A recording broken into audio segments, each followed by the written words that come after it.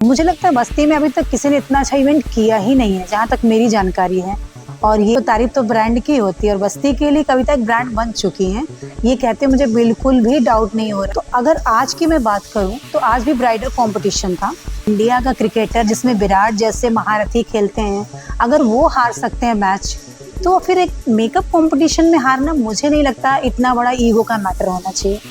मत करो, क्योंकि इंसान पैसों की जो मार है वो भूल सकता है, बस इमोशनल जो चोट होती है उन लोगों को बहुत हर्ट करता है। जब हम और परिधि मैम रास्ते में आ रहे थे तो उन्होंने मुझे बताया कि वो हर साल उनकी जो हाइट है वो इंच 1.5 इंच ऐसे बढ़ती जाती है। बस्ती की पावन भूमि पर आपका बहुत बहुत मैं सबसे पहले आपका परिचय जानना चाहती हूँ। मैं हूँ मलिका व श्वेता तिवारी और आज मैं लखनऊ से बस्ती आई हूँ। मेरी बहुत ही फेवरेट कविता जी हैं, जो कि एक इवेंट ऑर्गेनाइजर है, सेलिब्रिटी मेकअप आर्टिस्ट हैं और साथ ही साथ मेरी छोटी बहन जैसी भी हैं।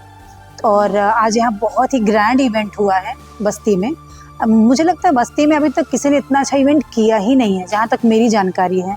और ये बस्ती का नाम भी रोशन कर रही हैं और सभी लोग बहुत खुश होकर के गए हैं आज के इस इवेंट से। एक्ट्रेस जो आई थी परिधि शर्मा मैम, वो भी बहुत हैप्पी हैं ये इवेंट करके। और जितने भी लोग हम लोगों से मिले थे, सबकी जुबान पे सिर्फ एक ही चीज़ थी कि कविता श्रीवास्तव जैसा शो बस्ती में आज तक कभी नहीं हुआ है। ब्रांड बन चुकी है। ऑब्वियस सी बात है, अगर मैं बोल रही हूँ कि हर कोई तारीफ कर रहा है तो तारीफ तो ब्रांड की होती है और बस्ती के लिए कविता एक ब्रांड बन चुकी हैं। ये कहते मुझे बिल्कुल भी डाउट नहीं हो रहा, क्योंकि मैं उनको पिछले 1.5 सालों से जानती हूँ। जितनी हार्ड वर्किंग है और जितने जुनून के साथ वो काम करती हैं, मुझे लगता है लोगों को उनसे इंस्पिरेशन लेना चाहिए, एडमायर करते हैं लोग उनसे। तो वो बहुत ही अच्छी इवेंट ऑर्गेनाइजर है बस्ती के लिए। मैम एक सवाल और जी, तो हमारा पर्सनल सवाल है आपसे कि जब कोई प्रोग्राम होता है उसमें जो विनर होता है उसके लिए तो चारों तरफ खुशियाँ ही खुशियाँ होती है, लेकिन जो लोग हारते हैं जी, ना जाने मैम को क्या कहते होंगे। देखिए होता क्या है, हार जीत जिंदगी का एक हिस्सा है। चाहे वो क्रिकेट हो, एजुकेशन हो, या फिर रेस हो, या फिर कोई कंपटीशन हो। तो अगर आज की मैं बात करूं तो आज भी ब्राइडल कंपटीशन था, जिसमें मैं जूरी भी थी, राइट। तो देखिए हर कोई जीत नहीं सकता है, सबको पता होता है कि विनर कोई एक ही बनेगा। और ये भी कड़वा सच है कि जो हारते हैं वो स्वीकार नहीं कर पाते अपनी हार को, तो वो हम जैसे जो जजेस होते हैं, जो जूरी पैनल होते हैं, उनके ऊपर उंगली उठाते हैं। और ऑब्वियस सी बात है, ऑर्गेनाइजर के लिए भी बोलते ही है निगेटिव। बट मुझे लगता है कि सच्चा बंदा वही होता है, जब आप अपनी हार स्वीकार करेंगे तभी आप जीवन में आगे कामयाब भी होंगे।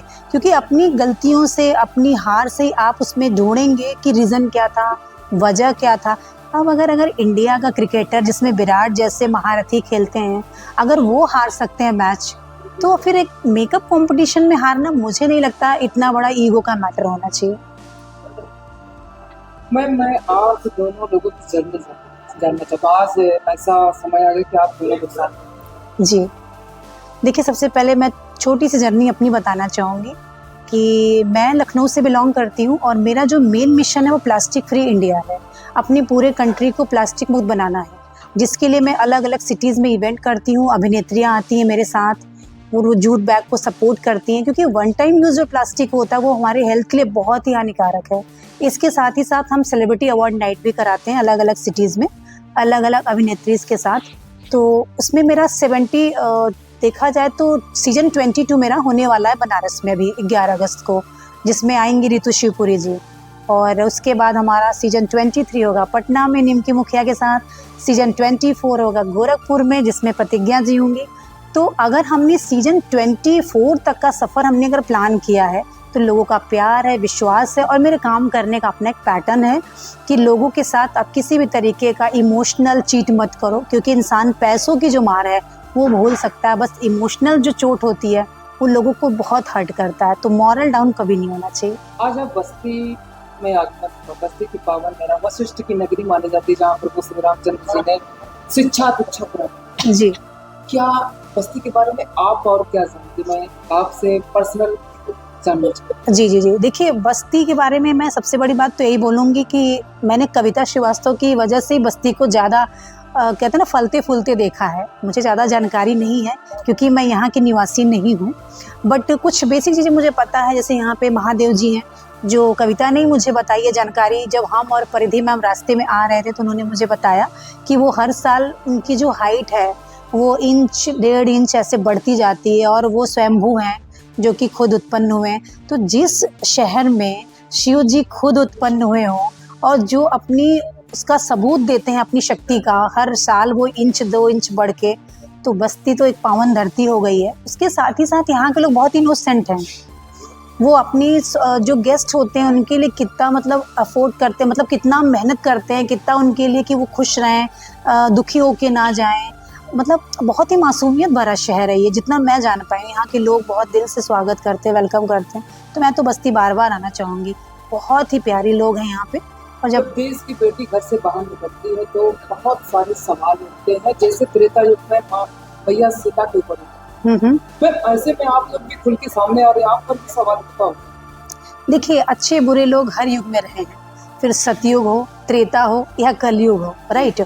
तो आप ये सोच नहीं सकते हैं कि हर युग में अच्छे लोग होंगे या हर युग में बुरे लोग होंगे। हर तरीके के लोग हर जगह रहे, राइट। तो यहाँ पे भी ऐसे लोग हैं जो इन सब चीज़ों को समझते हैं, जो पढ़े लिखे हैं, तो वो हमारी इस चीज़ों को सपोर्ट करते हैं, पॉजिटिव लेते हैं। जो थोड़े से बैकवर्ड मेंटेलिटी के हैं, उनको लगता है कि हम लोग लड़कियों को घर में होना चाहिए, खाना बनाना चाहिए, इतने पैसे हैं घर में, क्या ज़रूरत है। तो मैं उनको ये एक मैसेज देना चाहती हूँ आपके चैनल के थ्रू, न्यूज़ नेशन। कुछ ड्रीम होते हैं, कुछ टैलेंट होते हैं। हम सिर्फ पैसों के लिए काम नहीं करते, हमें अपनी एक पहचान बनानी होती है कि हमें भाई लोगों के लिए एक मिसाल देनी है कि जिसके अंदर भी टैलेंट है वो मंच पे आए और अपने सपनों को पूरा करे। और सपनों को पूरा करने का हक हर किसी को होता है। मैम एक सवाल और है आपसे, जब कोई भी बेटी घर पर शाम को जॉब करके देर से आती है तो उससे हर कोई पूछता है कहाँ गई थी, क्यों लेट हुआ, लेकिन जब बेटा घर पर आता है उससे कोई सवाल नहीं पूछता। देखिए, इसके लिए 2 तरीके के लोग हैं। एक तो मैं बोलूँगी कि वो सुरक्षा की वजह से, क्योंकि अभी हमारे देश में सुरक्षा को लेके बोल सकते हैं कि ऐसी घटनाएं होती रहती हैं कि लड़कियां अगर लेट आती हैं तो, हालांकि जब से हमारे माननीय योगी जी मुख्यमंत्री बने हैं, क्राइम पर काफ़ी कंट्रोल लगा हुआ है। लखनऊ में तो हम लोग 3 बजे 4 बजे आराम से निश्चिंत होकर चलते हैं, कोई टेंशन नहीं होता है। बट कुछ एरिया अभी भी ऐसे हैं जहाँ पे लगता है कि टाइम से अगर घर लौट आएँ तो बेहतर है। लड़कों को लेके थोड़ा सा लोग निश्चिंत होते हैं क्योंकि उनके ऊपर इतना थोड़ा सा रिस्क नहीं होता।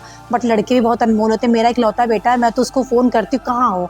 अगर वो 8 बजे के बाद मेरा बेटा घर से बाहर होता है तो मुझे ज़्यादा टेंशन होती है। लगता है बेटा या बेटी नहीं, जो भी आपके लिए अनमोल होगा, जो भी आपके लिए अनमोल होगा, आपको उसकी चिंता होगी।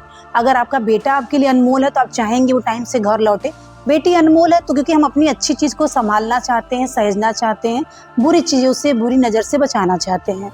तो बेटी हो या बेटा, चिंता सबकी करनी चाहिए। तो सवालों का दायरा खत्म होता है। कविता श्रीवास्तव जी को क्या कहना? कविता श्रीवास्तव को एक ही बात कि जिस तरीके से आप दर बदर अपना काम बढ़ा रही हैं, बेहतर होती जा रही हैं, नाम रोशन कर रही है बस्ती का, इसी तरीके से एक के बाद एक इवेंट करती रहें, लोगों को मंच देती रहें, प्रतिभाओं का सम्मान करती रहें और एक के बाद एक इवेंट करती रहें, सफलता हो कदम चूमते रहेंगे आपके।